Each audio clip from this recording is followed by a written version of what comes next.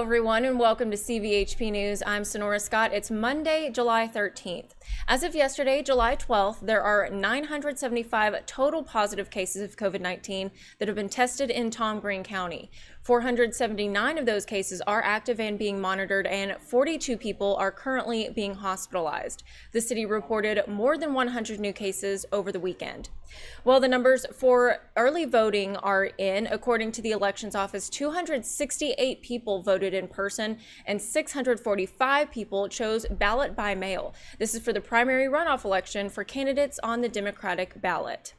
Now, it's no secret that it's hot and only seeming to get hotter. Our Amanda Lozano has more on how you can stay safe in the sun.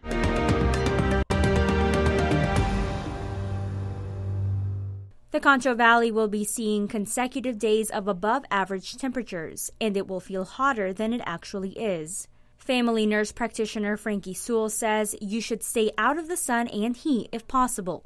Anything that we can do that we can plan our outdoor activities early in the morning or late in the evening instead of being out in the heat of the day is our number one way to prevent heat illness. If you don't have the option to stay out of the heat, drinking water and wearing protective clothing is vital. If we have to be out in the sun, we need to make sure that we're wearing sunscreen, wearing protective clothing, wearing a hat or a head covering, and then making sure that we're staying hydrated the entire time we're out in the sun. If you're older or more frail or the very young or anybody who may not have the best mental capacity, we need to watch out for those most. Sewell says check for signs of a heat injury while you're outside.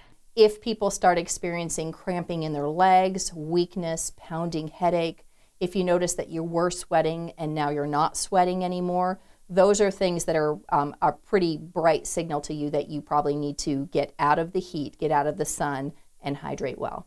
And if you aren't able to hydrate well or become confused while out in the sun, you need to get inside or in the shade.